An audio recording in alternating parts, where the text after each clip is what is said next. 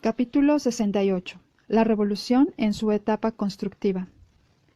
Cuando pronunciamos la palabra revolución para aplicarla a nuestros actuales tiempos, protestan algunas personas porque juzgan que el periodo revolucionario ha pasado ya. Yo divido a tales personas en dos grupos, las que lo hacen por ignorancia y las que lo hacen por mala fe. La revolución no es solamente subvertir el orden establecido por medio de la lucha armada, la destrucción y la matanza. Revolucionar es cambiar el estado social por medio de actos violentos, es decir, en contra de la voluntad de muchas personas que con ello se sienten afectadas o lastimadas. Una ley, cuando se dicta para satisfacer una necesidad pública, algunas veces lastima a los particulares, y en ello consiste su violencia, ya que de buen grado quienes se sintieron afectados no la hubieran realizado o consentido.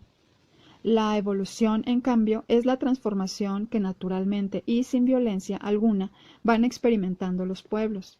Cuando los males que sufren los pueblos tienen una raigambre de siglos, como la miseria, la ignorancia y los vicios, y hay quienes lucran y medran con tales lacras, la evolución no puede realizarse, porque hay intereses muy fuertes de por medio, y solamente un acto violento, revolucionario, puede cambiarlos. México todavía no llega al periodo evolutivo porque hay muchas cosas que deben desaparecer y arrancarse con el mayor esfuerzo posible, aunque muchas personas se sientan lastimadas. Lo que sí podemos afirmar es una cosa, que la revolución ha llegado ya a su madurez.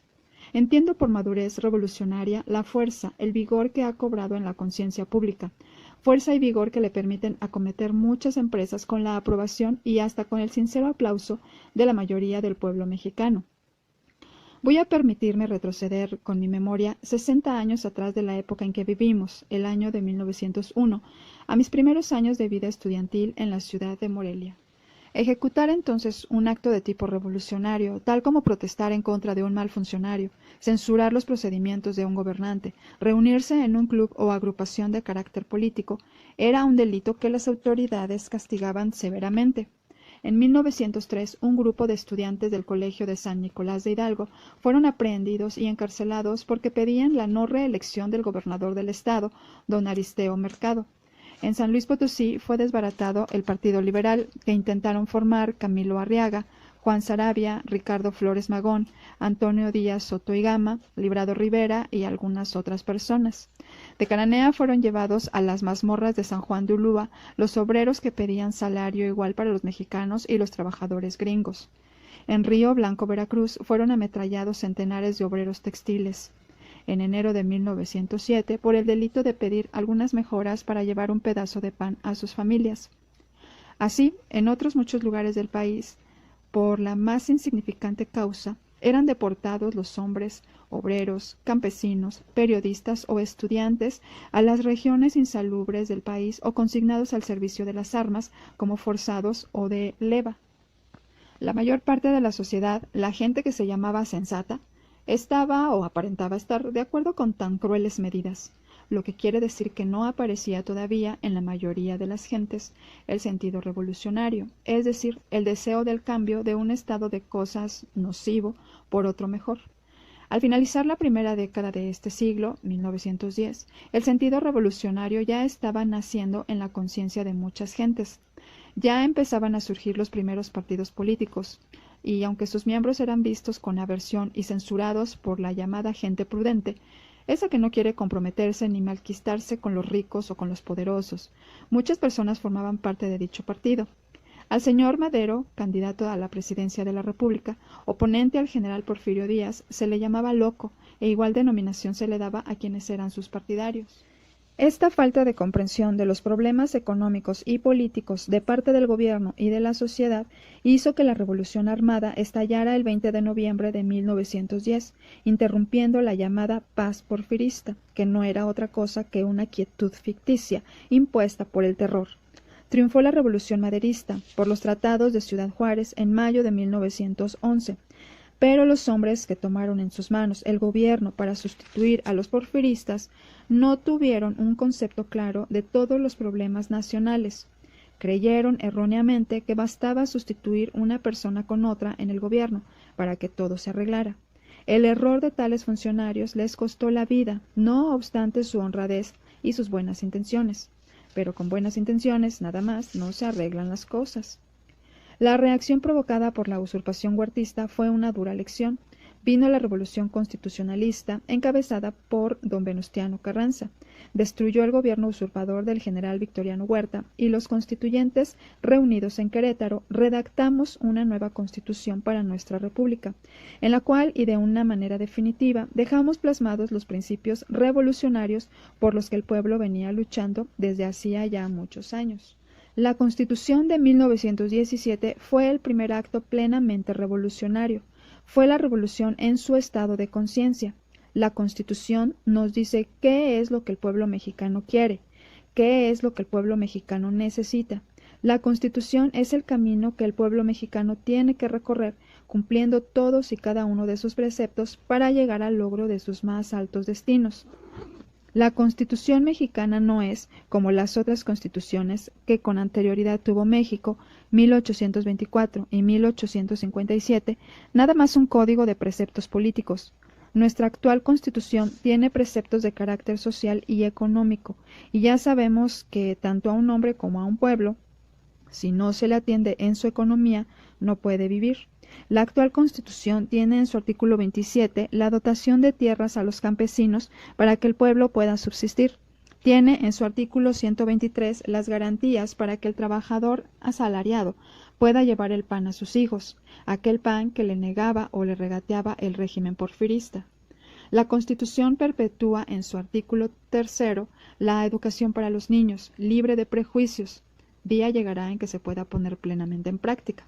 La Constitución tiene en su artículo 130 los preceptos que norman las relaciones entre el Estado y la Iglesia.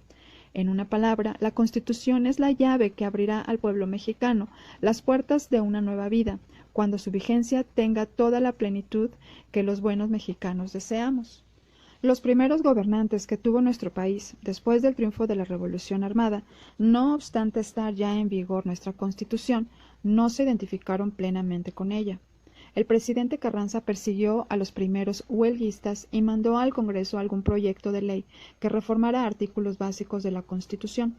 Otros gobiernos se han hecho sordos y no se han reglamentado artículos tan interesantes como el artículo 7, por ejemplo, y muchos preceptos constitucionales se encuentran sin aplicación por falta de una ley reglamentaria. Pero no obstante estas fallas, desde hace 30 años todos los gobernantes de México están convencidos de que no hay ni debe haber más ley que la Constitución, y a su cumplimiento, por lo menos en sus artículos más esenciales, se han dedicado con todo empeño. Por su parte, el pueblo mexicano, en su gran mayoría, tiene ya absoluta confianza en su Constitución. El campesino y el obrero se apoya en ella como en su mejor arma de combate para lograr sus deseos de mejoramiento.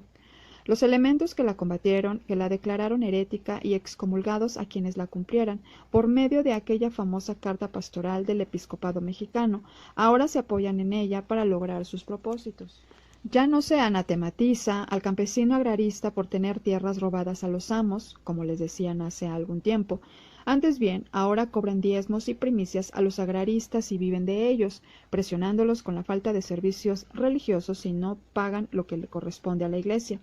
La libertad de enseñanza, que antes se consideraba como un pecado, ahora se invoca para que se les permita abrir libremente escuelas para ricos y pobres. Los maestros y maestras de las escuelas de tipo confesional que existen al margen de la Constitución concurren a los cursos de capacitación que se dan a todos los maestros para obtener su título profesional. La Secretaría de Educación Pública ha desarrollado en estos últimos años, bajo la acción integral del ministro de ramo, Dr. Jaime Torres Bodet, una labor extraordinaria que ha culminado con los hechos siguientes: la construcción de millares de escuelas en todos los lugares poblados de la República, construcción de escuelas prefabricadas para todos los centros rurales, así como el aumento de aulas para los planteles en donde la afluencia de niños es numerosa.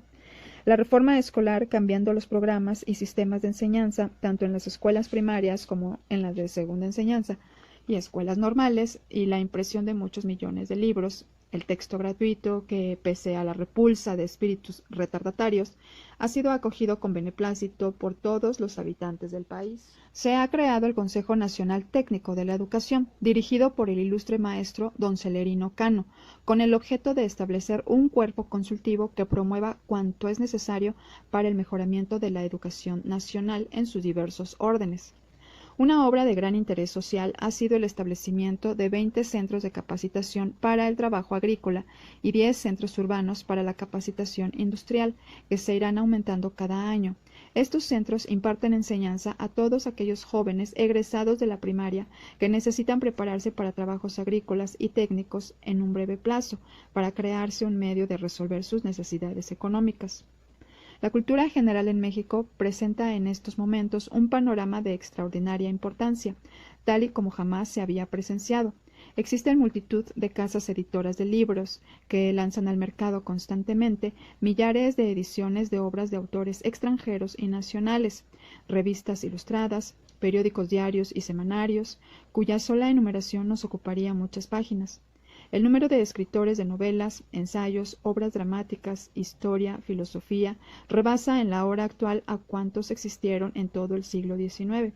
Igual o mayor es el número de artistas, escultores, arquitectos, pintores muralistas, pintores de caballete, grabadores, músicos, cantantes, poetas, artistas de cine. De nuestros establecimientos universitarios egresan diariamente abogados, médicos, ingenieros, economistas y de multitud de profesiones antes desconocidas y que ahora vienen a satisfacer las necesidades de esta vida moderna más variada y compleja cada día. Durante el antiguo régimen de 1910 hacia atrás, solamente una universidad existía en nuestro país, la Universidad de México, fundada precisamente en el año del centenario de nuestra independencia. A la fecha, todos los estados de la República cuentan con su propia universidad, en las que existen facultades para el estudio de todas las profesiones, así como escuelas de bellas artes, escuelas de enseñanza técnica e industrial, escuelas de agricultura y en México y Guadalajara, escuela de aviación. México es una nación, a la fecha, como no la hubieran soñado, no digamos los hombres del pasado siglo, pero ni siquiera aquellos que éramos ya profesionales en los albores de la presente centuria, y seguirá por esa ruta ascendente, ya que el progreso es una fuerza que no se detiene jamás.